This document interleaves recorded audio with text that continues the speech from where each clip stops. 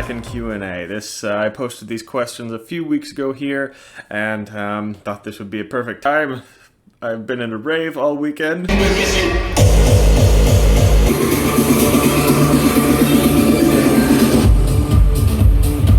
So sorry if I feel like I'm on the come down a little, but at least I thought this was a good time to do it. My mind is, let's just say, alert, and I'm about to pass out for 2 days now, so let's get to these questions, and I'll try not to say something that's going to get me in trouble.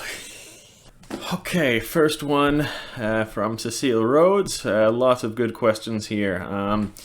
So asking about a list of Norse deities I've identified. I'm not quite sure what that means. Like, are you talking about the ones I had experience with? I don't know, maybe 10 or 20, but if you're asking about the ones that we have a pretty good idea of what mean, that's a lot more, of course. I've got a whole playlist on that. I've done about 30, and a lot more coming, but not quite sure what you meant by that question there. And asking about the Kalevala, the Finnish. I don't know a whole lot about the Finnish beliefs. Of course, they are probably very similar, but the Kalevala is kind of more fairy tale-ish from what I've read, kind of like Irish folklore as well. And that's of course just what they have still preserved, but a lot has been lost. I think if we actually were to look at the mythology that they had, it would be very similar to the Norse. But yeah, that's at least just what we have. It's quite different, but there definitely are a lot of similarities that you can find in the Finnish folk tales there. The Elves you're asking about? Yeah, that's like the German version of the Made, isn't it? Like the Made that sits on your chest while you're sleeping, and it sounds. I think it's the same origin, but yeah. I think they're called Elves, but Elves in Scandinavian folklore, they're regarded as a very positive thing, actually. That's very different from the Made. I think that's what it is you were talking about.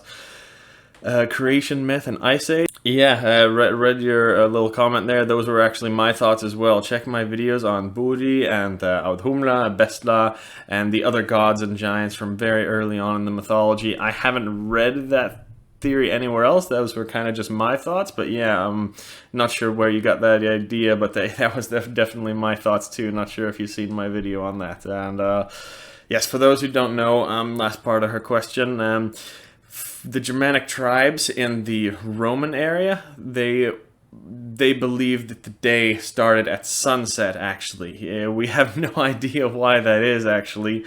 You could be onto something there, like she said here, that this idea could be very, very old, going back to the Ice Age.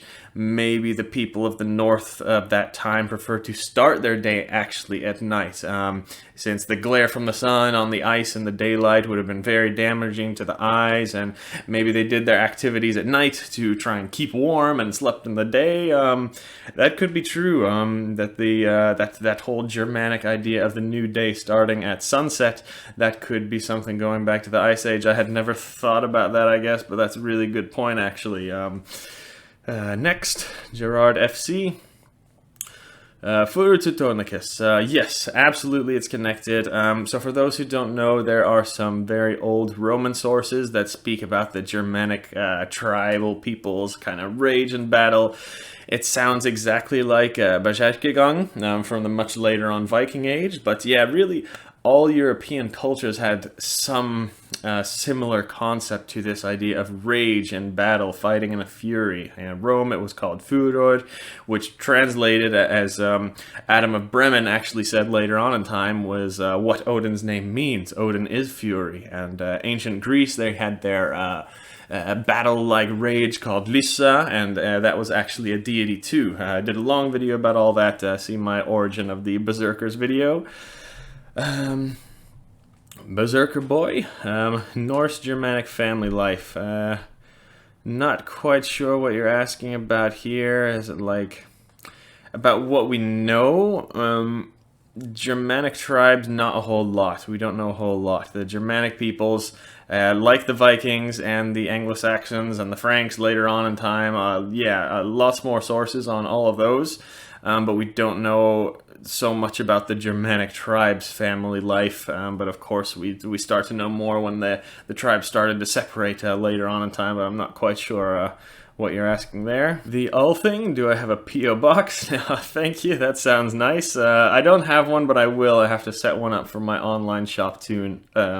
So when that's up and running, I can maybe release that P.O. box somewhere, and if you guys want to send some things, I don't need any gifts, so thank you for thinking that way. But yeah, if you have any, I don't know, products or shops or something, you can of course send some over, and I can promote that on the channel. Thor, the Thunderdog. Just asking about the sources for study here. Yeah, so Edda's first, Poetic and Prose Edda. Sagas next are great. If you get Heimskringla and Sagas of the Icelanders, that's a great compilation of 2 sagas like you see here. It's got a whole bunch of, you know, sagas, and I think there's about 20 or something in there. So those are the easiest sagas to read.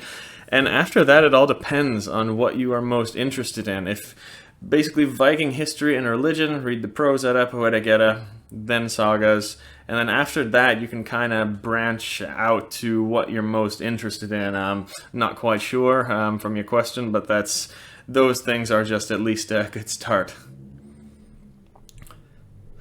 AJH, where are my keys? Check up your ass.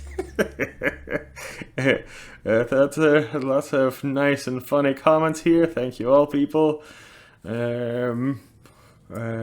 ES asking about crimes and punishment. Yeah, so we actually have tons of records of these, really. Not just in the sagas, but very old law codes, actually.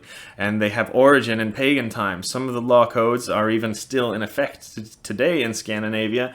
And we also have Germanic law codes from the continent, from like Francia, from Saxony, from Frisia, all these things. Very, very old law codes that were kind of written right at the point that people were becoming Christian, but definitely most of the laws in there were still pagan origin. Things did not change that much,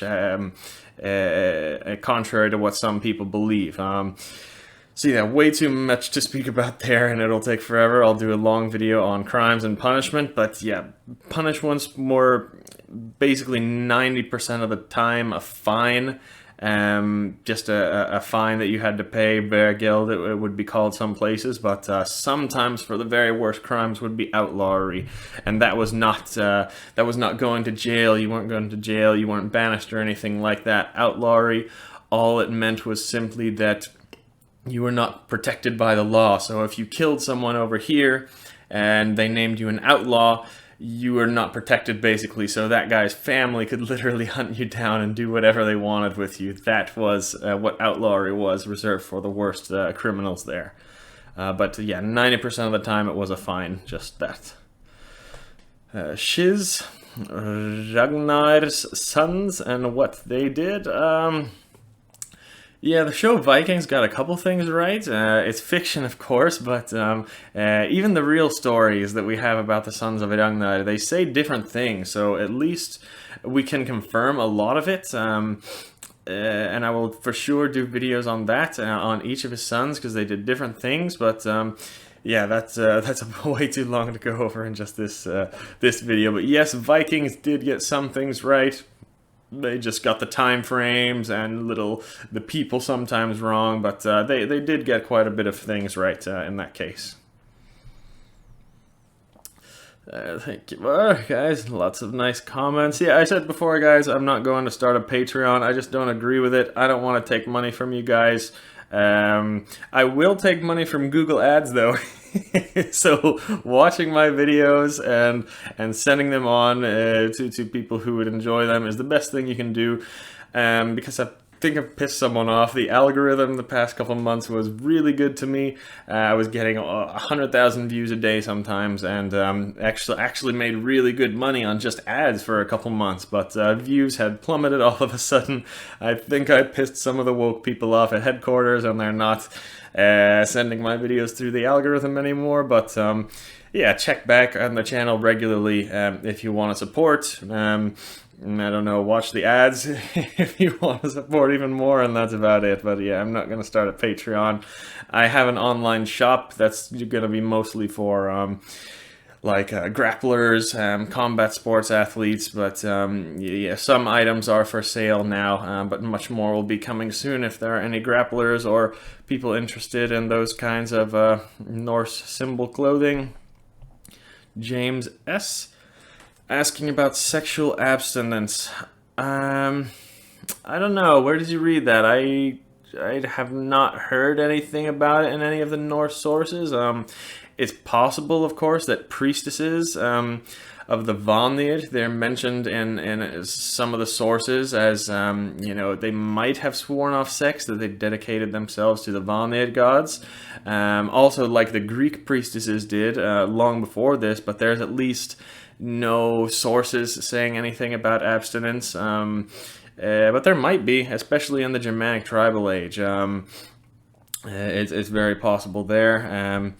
Also, he's asking about Atlantis and Hyperborea. Very, very interesting. Yeah, so Hyperborea, for the people who don't know, it's kind of like a mythological place. I think it's mentioned in ancient Greek sources as some sacred land up in the north where it never gets dark, and they just describe it as really heavenly and not really part of this world. And some people think that it was just the north of Norway.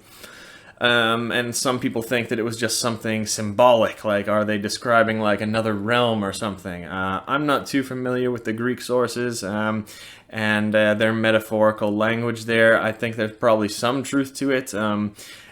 Could dive a lot deeper, but I don't really have enough knowledge to speak about that. Yeah, it's either a very real place in probably North Norway, or it's just a symbolic kind of other realm in Greek spirituality that they used symbolism to talk about.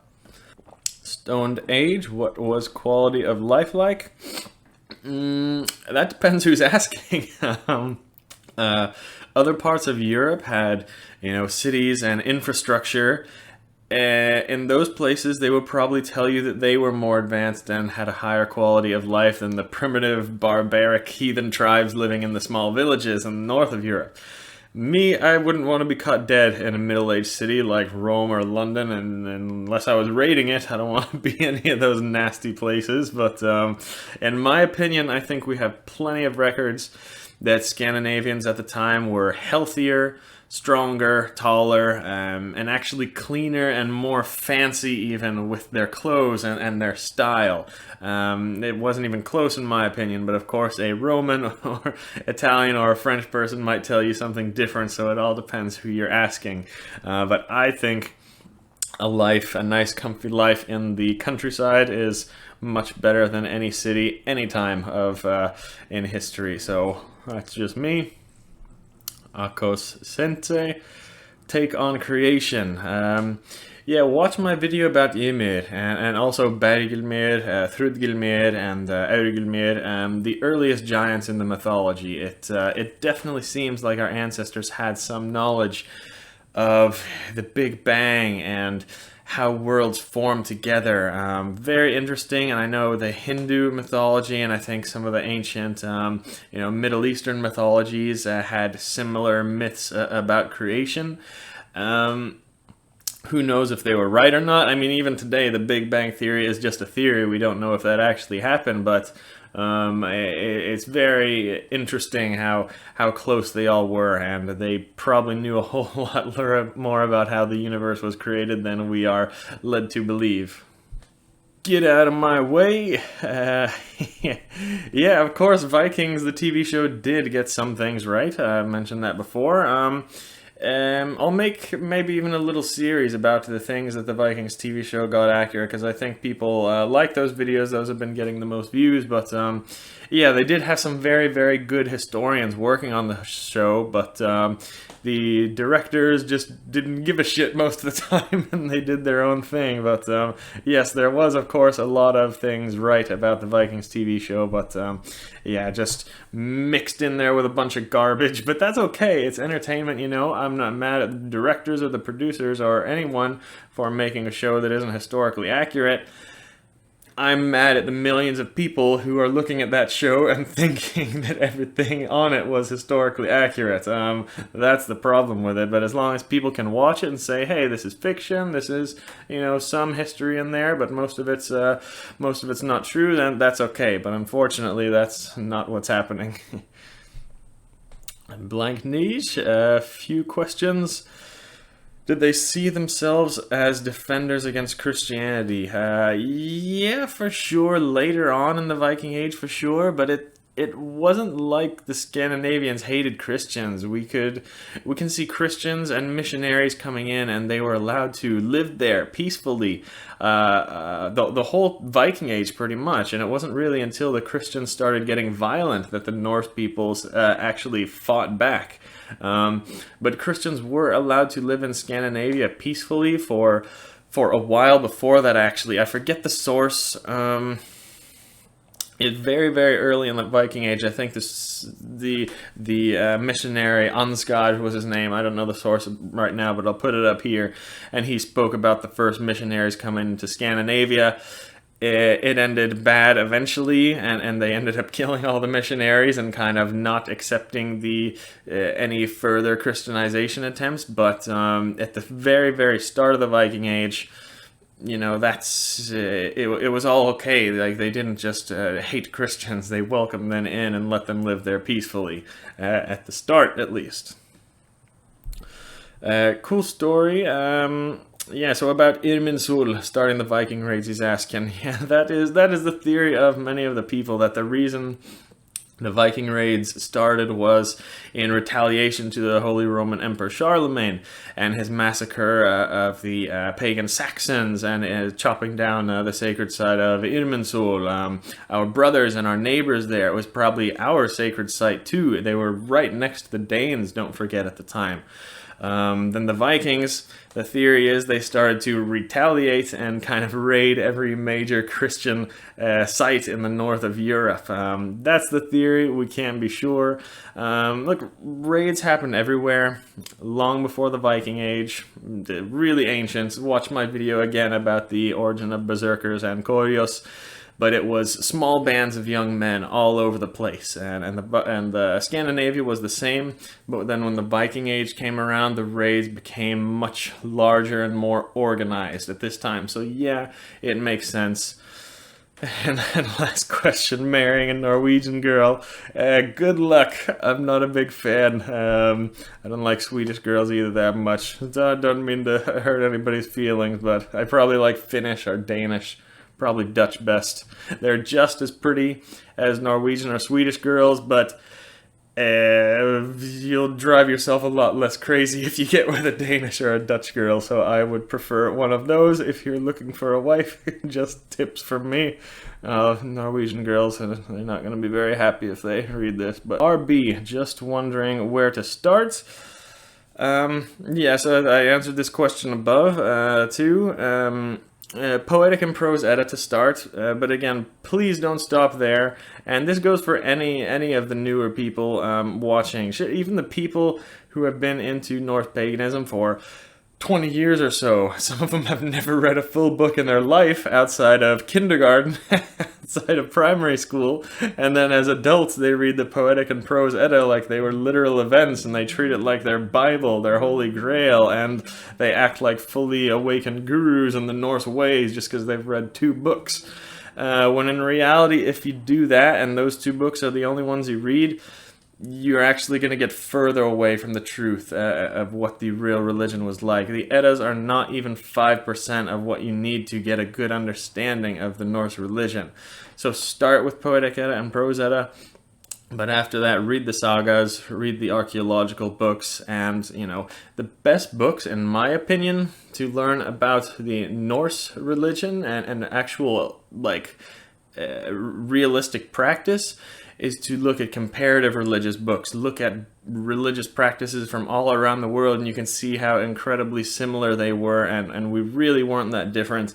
My favorite book is The Golden Bough on that subject, but that's a little bit more advanced. I'd start in a couple of the basic Norse sources first before you get onto any of those things.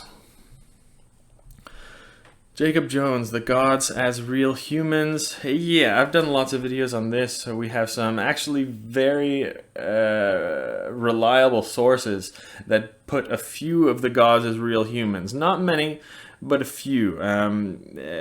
These are pretty easy explanations as to why this happened. Again, I've done a few videos on that. Check them out. But there are some good explanations as to why the gods are recorded as real humans. And again, it's important to remember, even when we have the gods recorded as real humans and like fairly reliable sagas and chronicles, like the Anglo-Saxon Chronicle, for example, those are not the same gods as we read about in the myths. The stories are not as crazy as these myths we read about. That, like I said, the myths are symbolic and explain certain things that happen in the universe. But the gods as real people, yes, there are some sources about that, but there are some good explanations as to why those are. Gerard FC, yeah, that's responding to the... Yeah, that's the Charlemagne. I answered that one just a minute ago. AM. Asking about the weekday Saturday. So yes, the Old Norse name for Saturday was Laugardagr, and even still in Scandinavia today we call it Lørdag.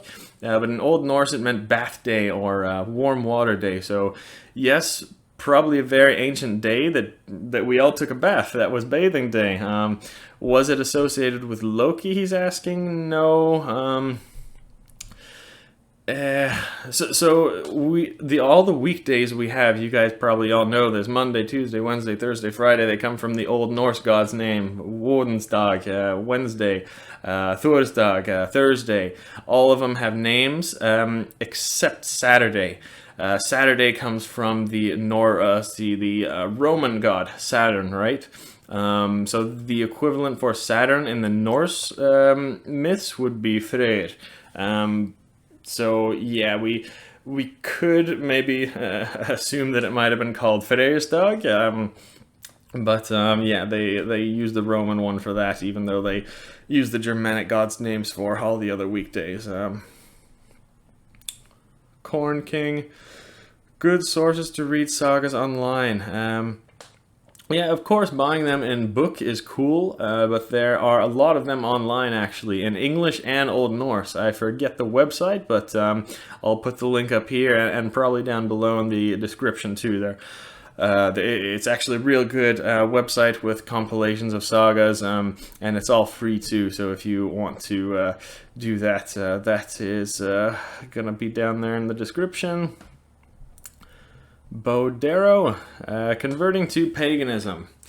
That word convert is just a Christian thing, absolutely. No need to convert and put a label on it. We have 0 records ever of a conversion ceremony into the pagan religion. Why? It's because we're already pagan. If you're interested in spirituality and searching for answers and trying to make sense of the world, you're already pagan. You already have been. Your ancestors have been for hundreds of thousands of years. As long as we've had a brain to think, you're pagan. But I will say there's one thing, kind of similar to a baptism for a newborn child in the pagan tradition. It was called Vatniausen. I just did a video about that a week or 2 ago, but that was not like a conversion, an initiation into paganism. It was just kind of a welcome into the society, and you were basically welcomed, that people wanted you to be there, pretty much.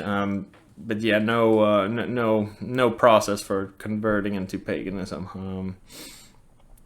Killa Kobugi, similarities between Norse and Hindu paganism. Man, everything. And some people want to get pissed off at that, but very important that people don't misunderstand when I say that. We did not evolve from Hinduism. We did not practice the Hindu religion. We did not worship the Hindu gods. We never did this. But both of our cultures evolved from the same place about 8,000 years ago. The Hindus went east, and they evolved in their own way, and we went west, and we evolved in that way. But we have the same roots to our religion. The very different religions because we evolved in different places, of course, they were here in the sun and the warmth and the spicy food and the snakes and dangerous animals for 8,000 years, and we were up here in the cold. So the myths and practices of the religion are going to be very different, but the core central aspects of the religion are the same, and so many similarities. We could talk for many days about that, but and still not cover it. But I will do lots of videos about that. I just don't know too much about Hinduism. I would prefer to have someone on the channel to come speak about that, who is a lot more knowledgeable than I am. Norse and Puls. Yeah, Regis Boyer. Yeah, I don't read French, but I have read a couple of his things in English.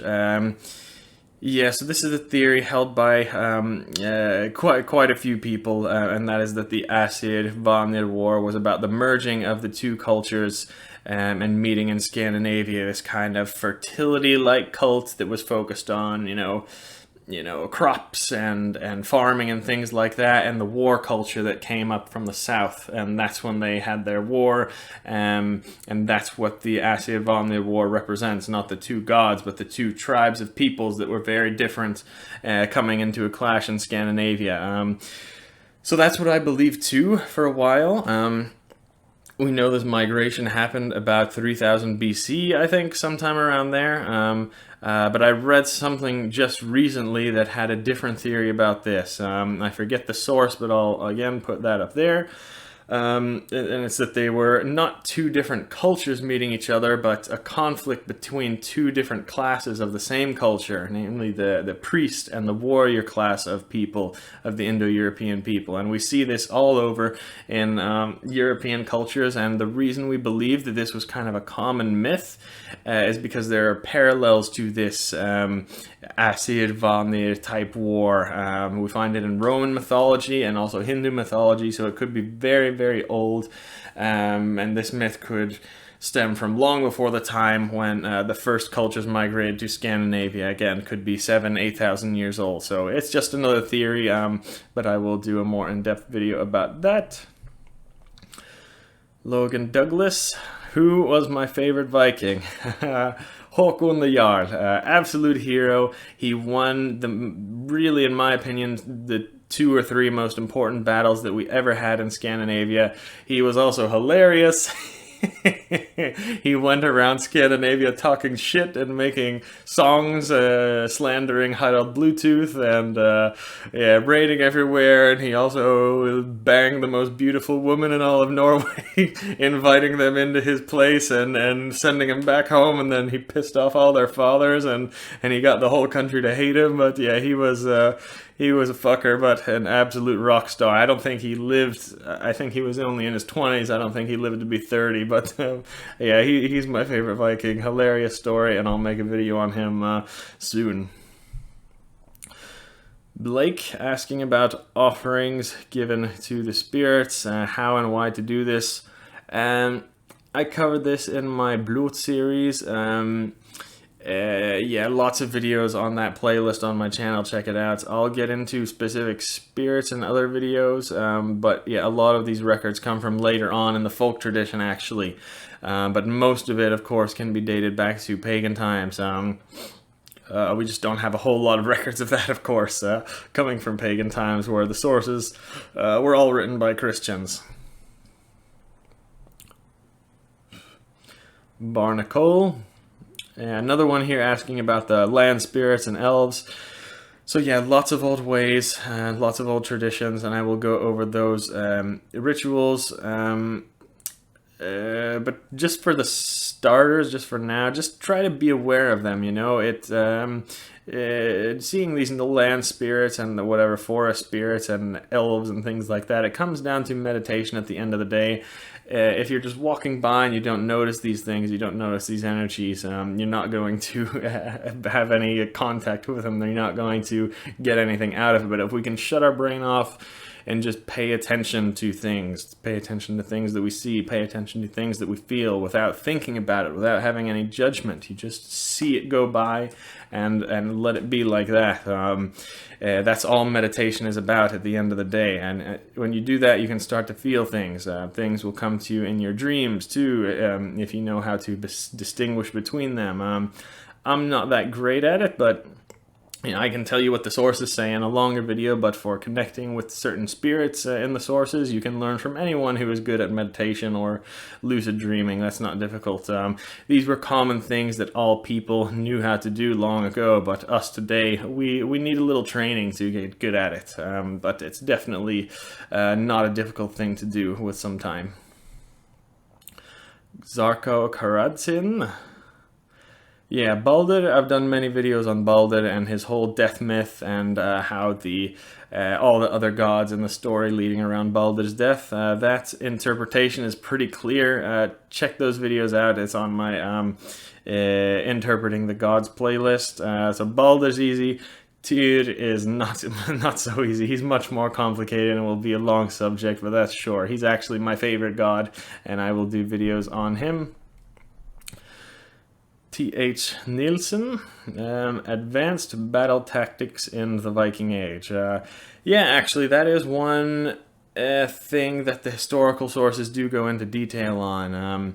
In the sagas and other chronicles, they kind of brush by other aspects of life pretty quickly, but when it comes time for battle, they really do go into great detail in a lot of these stories. Pretty normal when you think about it, because of course people who wanted to learn, kings and chieftains and things like that, they would want to learn from past battles and history and develop the best strategy going forward. Also, the skaldic poems and things and tales that you sung about victories in battle, they went into very, very good detail. As a fighter myself, I can see how, every little detail that you can learn from past battles in history could be very, very valuable. I don't think the Vikings were advanced in their kind of battle formations and organization and stuff like that, as the Greeks or Romans were, for example. But they still had very, very clear strategies. They knew what they were doing. They had advanced battle tactics. But in the Viking Age too, fighting was also a spiritual thing, a time where you could get loose and go crazy, like you said. They definitely were organized. They had a specific strategy, but they felt of fighting as like a spiritual thing, and I think you and I all we can understand this. If I'm going into battle, I'm not trying to go in like real strict with a stick up my ass. I'm trying to go free.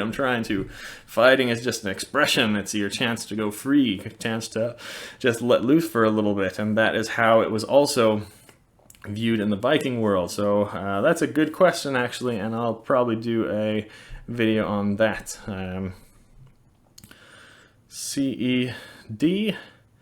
Yeah, check my playlist on bloats. I talk about what all the historical sources say there. I've even filmed a few of my bloats and talked through why I do the things that I do, just trying to get things as close to historically accurate as possible, unless we have a temple and some cattle to slaughter, we can't get these things historically right today, but, we can try and be as close as possible. But, yes, just stay away from the indoor altars. That's not a part of our religion. I have no idea where that came from, but from our sources, the altars are always outside. The offerings are always given at a very special place in nature. The gods and spirits are not able to get to your offering. It's inside your bedroom, and then you flush it down the toilet the next day. So leave it outside, build a little stone pile, leave offerings there, or even we have sources that offerings were left up in a tree, things like that. So yeah, but that's just, you can check out my Blue playlist for more information on that. Someone who wonders, yeah, I answered that one earlier in the video.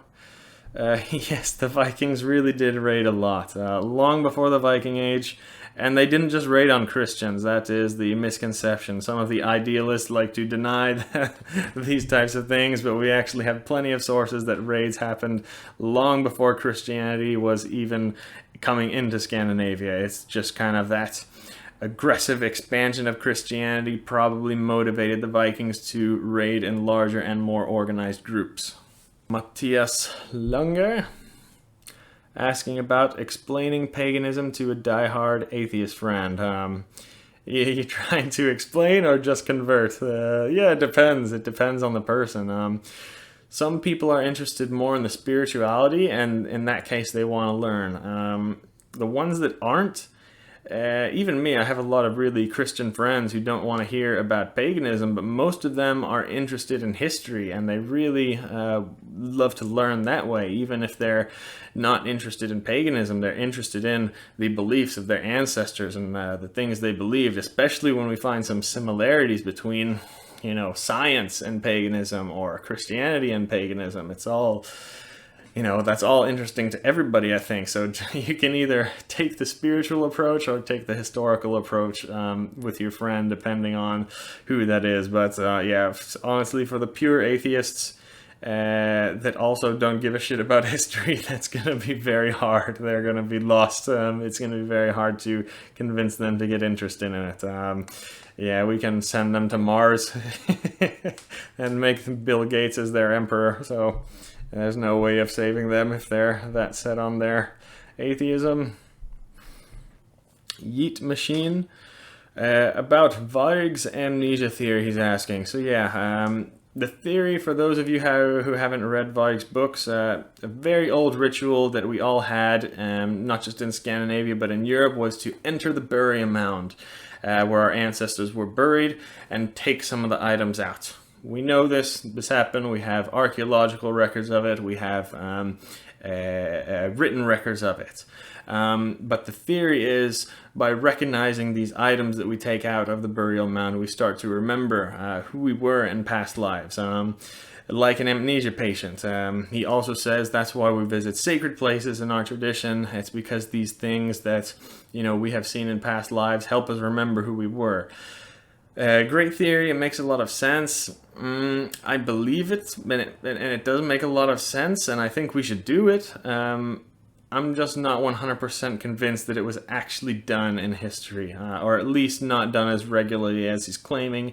Whatever I've read on it, there are some missing pieces. Maybe he knows some sources that I'm not aware of. That's the problem that I have with Varg's books. He doesn't always make it clear what his sources are. And how he comes to the conclusions and theories that he does. But then, even when I do a bit more research into the thing, I found out that there are some sources.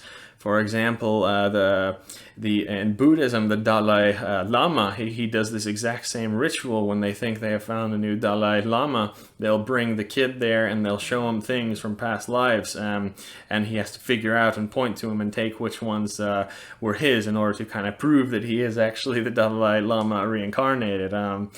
So we do find out that Varg is right a lot of the time. We just have to do a little bit more research on our own, and it's a bit frustrating sometimes. Verihim the Red. Sources for translating Scandinavian runes. I'm not quite sure what you're trying to do here. So we have 3 rune alphabets. We have the Elder Futhark, Younger Futhark, and the Anglo-Saxon Futhark. They're not that hard to learn. It's like learning an alphabet as a kid. There's not that many letters, but where the people make the mistake is using these in the wrong language.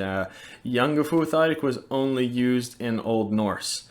If you want the Elder Futhark, you should be using the Proto-Germanic language, Proto-Germanic words. You can get a dictionary if you like. I'm not sure what you need it for. If you want some art to create, or if you're getting tattooed with something, I'm not sure if that's what you're asking, but yeah. Krieger der Waldstätte. He's asking about gays. He looks like he's not too happy. Getting pissed off. You're right. You're very right. You're not wrong. I don't think I'm going to answer because it's going to get me in trouble. But you're right. There is a very clear agenda. We all know this. Look, I have no problem with gays. You be free and live however you want. But don't make up lies about history. That's all I ask.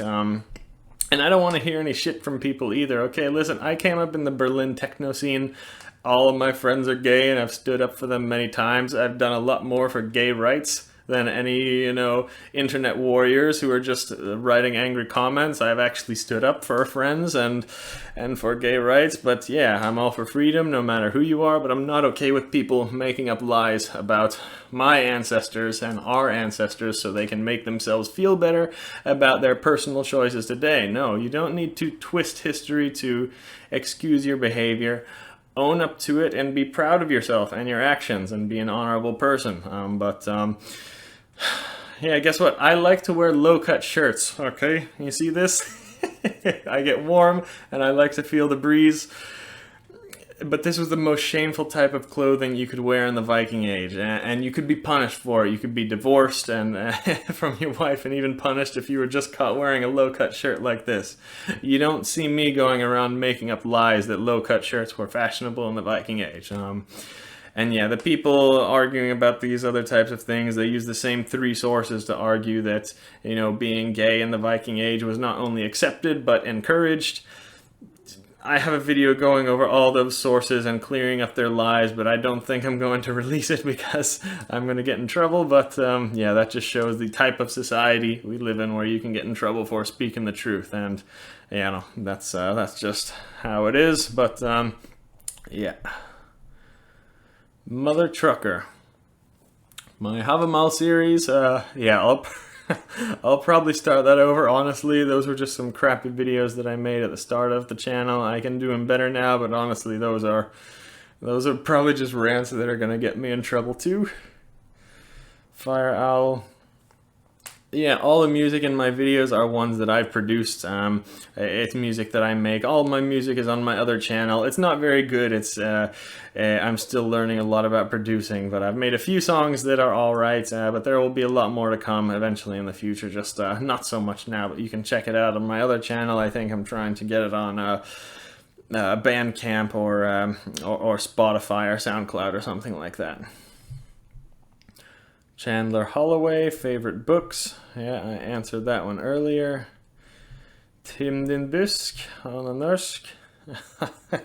Han spør om jeg kan forklare hva vølsa er. So, vølsadatter, the tale of the horsecock. That's the Old Norse saga where they sacrificed a horse. They kept its cock and they used it for worship like an idol, basically, and bringing it out every year to pray with it, and they preserved it in herbs and things like that. So yeah, this is pretty clearly something called sympathetic magic, a kind of ritual using inanimate objects. And remember, animism, there are no inanimate objects. Every object was believed to have some sort of energy. So they bring this out and imitate a certain process to bring a desired effect. We see things like this done all over the world, but in this case, it's to bring fertility. That's the basic idea, but I'll do another video on that. Green Mage, I remember, yeah, I haven't forgot. Yes, I will do a video about arm rings. I've been waiting on that because some companies have been wanting to sponsor me, and I've wanted to save that video for then because that's going to be a popular one where they can, advertise their products. But I'm just waiting for the right one. I've said no to a lot of, people wanting to sponsor me because I just don't want to be sponsored by a bunch of people. I don't want to be a hoe like that. So I'd rather pick a few like really good sponsors and let that be the end of it. So I'll wait for that video, but it is coming. It is coming. 50 Shades of Meh. Will you marry me? You don't want me. I'm a pain in the ass. I really am. Ask any girlfriend I've had. Also, I want like 10 kids, so I'll probably need a few wives. Chrissy Matten. So she's asking about magic here, and specifically glossolalia. Yes, I think that's the kind of this is what I'm actually writing my book about. It's prayer and galder, what it would be called in the Norse world. Glossolalia is basically chanting magic and random sounds, right? That are not full words, just kind of like utterances and gibberish kind of thing. We don't have any evidence that the Norse people did this, other than some very interesting runic amulets and rune stones that look like random sounds like that. I did videos on this, and these are not words. It looks exactly like what you are talking about. So I think that's what it is. I think it's just random chants like that. But other than that, all of the ones we have records of at least are pretty specific words with a structure and rhyme and poetic meter, things like that. Caleb Brown, how to find out where my family is from. Yeah, you can always take a DNA test. I don't like those very much. But just look at your last name and you know, your family history on both sides and grandparents, and go back as far as you can. That's going to be much more accurate at the end of the day anyway. I'm not a fan of DNA tests, but you can take one of those if you like. Ogre Stultzafus. Yeah, again, some people asking about Bloots. I've done a ton of videos on that. Not sure where you get that number 13 from. It'd be number 9 if anything, but yeah, watch my Bloot playlist. I go over absolutely every source we have on Bloots and how to practice them as historically accurate as possible. Indian dude, make a video about origin of the Germanic tribes and what made Norway Vikings the most dreadful of their time. So yes, Germanic tribes by far are my favorite. This is my favorite time period ever. It's going back to a time when we were all one people, 2, 3, 4,000 years ago even. The only problem is we know very little about this time. No written texts. It's pretty much all kind of just ideas and theories based on the archaeological finds that we have. But yeah, absolutely, I will do many videos on that. And were the Norwegian Vikings dreadful? Yeah, sure, there were some. Honestly, the Holy Roman Emperors and other Christian rulers of the time did much worse things than the Vikings. We have some stories of Vikings doing a lot of cruel things, yeah, but honestly, 99% of the time it was for good reason. When you read the Sagas and you read some of the cruel things that happened, it was for a very... okay, 95% of the time it was for a very good reason. It was usually just revenge when those worst acts were done.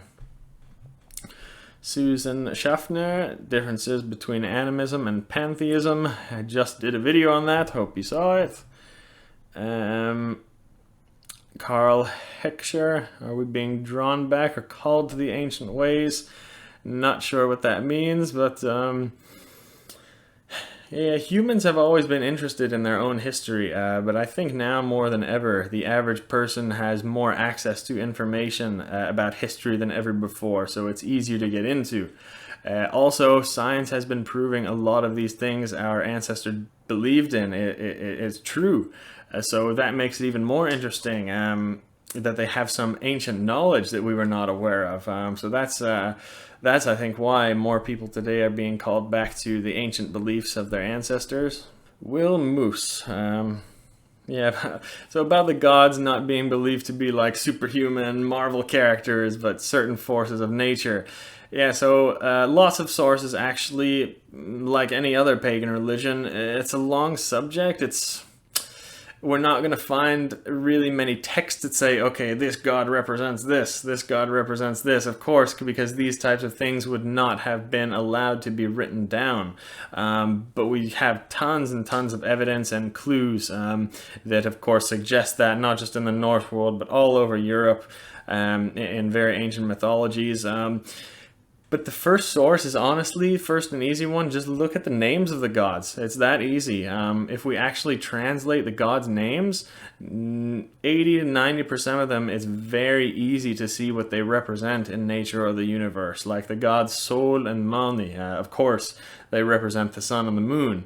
Or Odin's ravens, Hugin and Munin, they represent thought and memory, of course. Things like those are very easy to see what they represent, but other gods' names are much more difficult. So that source is simply, you can look at the Prose Edda. That's also a very, very valuable one, which people forget a lot of the time. There's a section in the back of the book called Skaldskapamal, where it basically lists off many gods' names and what they can be used as metaphors for. In Old Norse, this was called kennings or heiti, and some of them are very cool, clear meaning too, but really this knowledge of the true meanings of the gods, it was lost by that time when the Prose Edda was written. That's exactly why Snorri wrote the Prose Edda, because of this.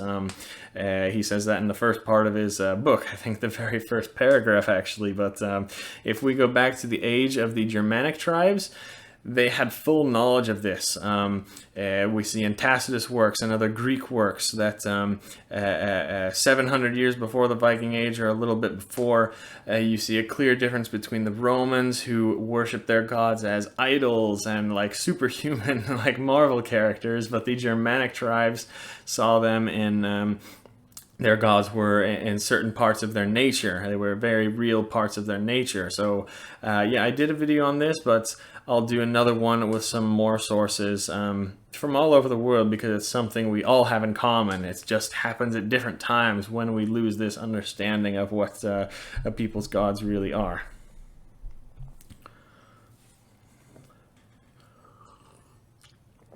GC, early Hindu versus European belief. Yeah, absolutely awesome. We can get so many answers that way. I'm doing a lot of reading about the, right now, actual, authentic, original Hinduism.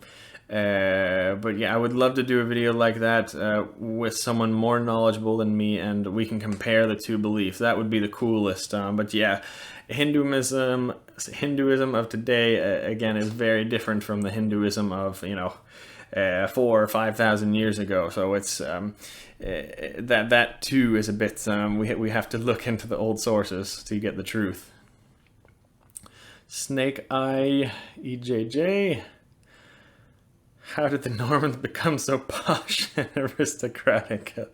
So yeah, the Vikings, they settled Normandy about 150 years before the Normans invaded England. The Normans were definitely not aristocratic, posh Frenchies at the start. They were rowdy and warlike, and they were pagan for sure for a couple of generations at least, but 150 years is a long time. They took French wives, and their kids were raised the French way, so by the time of the invasion of England happened, there was strong Viking genetic in there, of course, and very strong, tough warriors, but their culture was probably French for 4 or 5 generations or more. But there's still some evidence of some pagan Viking things in their beliefs. For example, they brought a witch with them to cast magic in their battle when they invaded England. See my video on that. So yeah, they were a bit more posh and aristocratic than their Viking ancestors from 150 years ago before, but they were still not they were much tougher than the French, and French people too. They say that today, that the northern Frenchies are a bit tougher than the rest of them, but that's just what they told me. I haven't been to France too much. Dagan Bravo. Montana, yeah, I was there for a wedding in that video, but I got to travel around all over the state. Beautiful place, Montana, one of my favorite places in the world now. Not only will I go back because I really love the place, but if I start up a homestead, it very well might be there. It's a paradise, so we'll see what happens. Junie, my book that I'm reading, yeah, so my book's all about prayer and Galdit. All the records we have of prayers to the gods, charms, spells, invocations, all of that from texts and rune stones and archaeological finds, all those things, mainly because those things confuse the hell out of me, and it's, the only thing that our ancestors did that I really have no idea why they believed in this garbage. Like, how does a very intelligent people all over the world believe that simple words and sounds can carry this much power to curse people or change the weather? So if I can't understand that, that's of course why I'm going to research it. That's why I'm putting all my effort into that. And also I see a lot of the cringe pagans just making up shitty prayers, honestly, to the gods, and no idea where it comes from. And we actually have a lot of good records of prayer. And this will be a practical book for those that want to do these things in the authentic way. And the conclusion to Odin's spells, yeah, I started these videos, one of the first ones on my channel. I'll probably start those over. I can make some better videos now. Exalted Manta Ray, asking about Vidar. Yeah, love Vidar.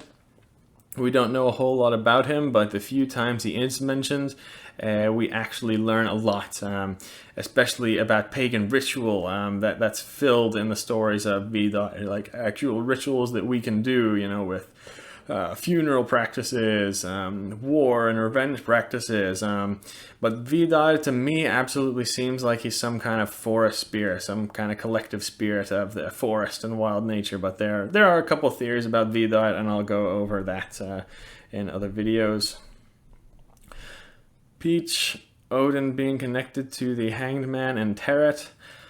I don't know a whole lot about tarot cards. You say 1300s in Italy is the origin.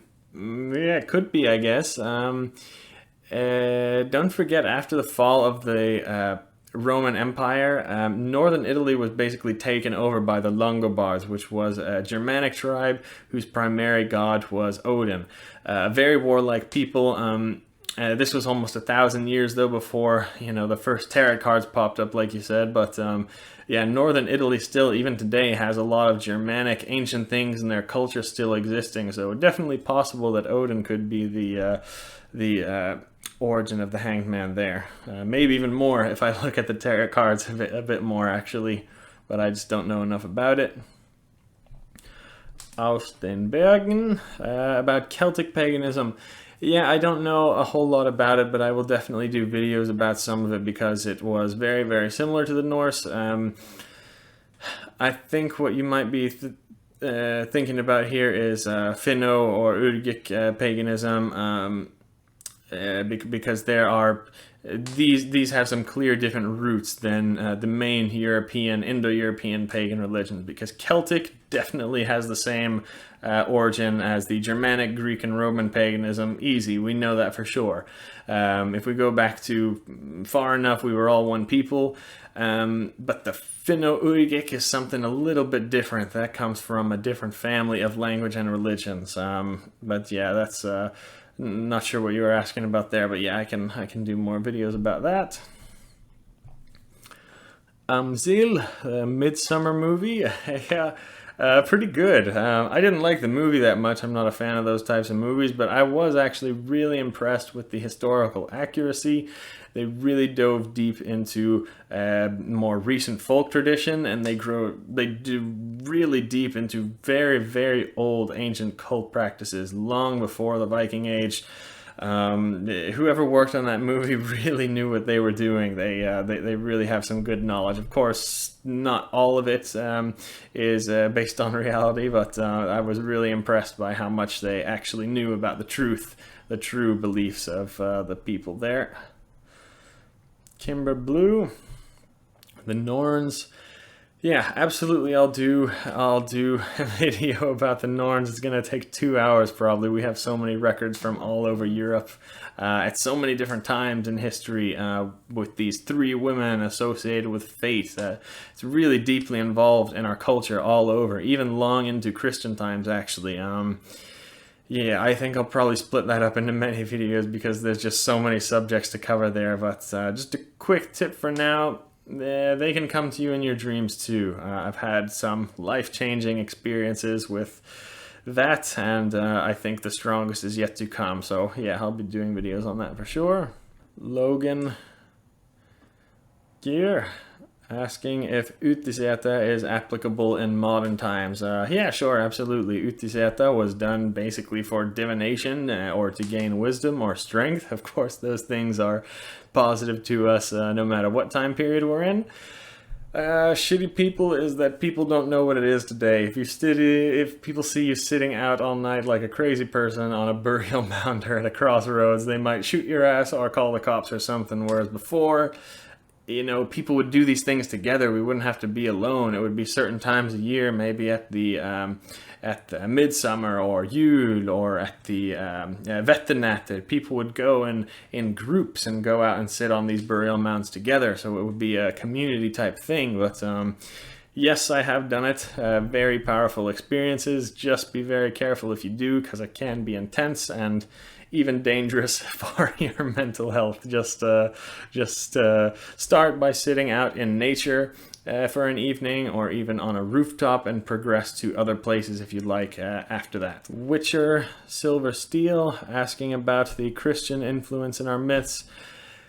Yeah, absolutely. In the Prose Edda, it's filled with Christian influence, but the Poetic Edda, they're poems and stories from pagan times. Some of them, like Grimnismal or Völuspá, we're pretty sure have some Christian influence, but most of them are much older than the Viking Age, and probably before anyone even knew that Christianity, what it was in Scandinavia. So of course we see similarities to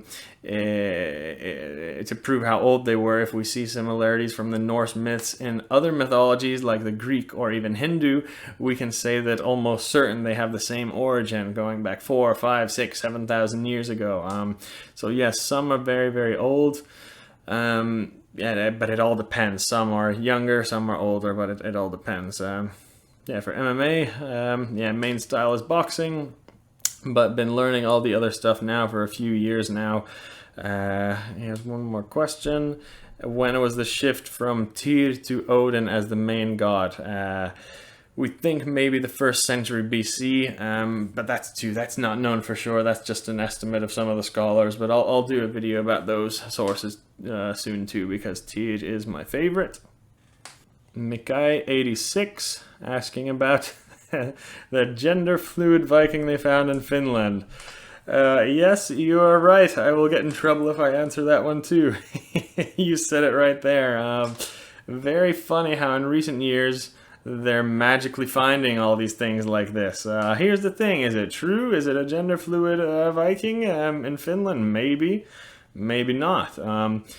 But isn't there other things we can be using resources for? That's my main problem with it. I can think of literally 100 different things that the archaeologists could look for and really discover some incredible things. But they don't do that. They spend their time begging the government or some rich organization for money to go out and do research on certain subjects. The question is, who is giving the archaeologists these millions of dollars to do these research to forward their agendas on promoting some gender fluid stuff? I wonder who's funding all that research. That's all I have to say about that. Especially when there's so many more important, really deep spiritual and even scientific things we could be learning if they spent their money and resources on other archaeological studies. Sorry about that, camera overheated a bit, had to just give it a rest, but almost finished now. Bone Collector, 1968. Yeah, another one asking about the theory about Lindisfarne being not attacked as a raid originally, that there are armed people there.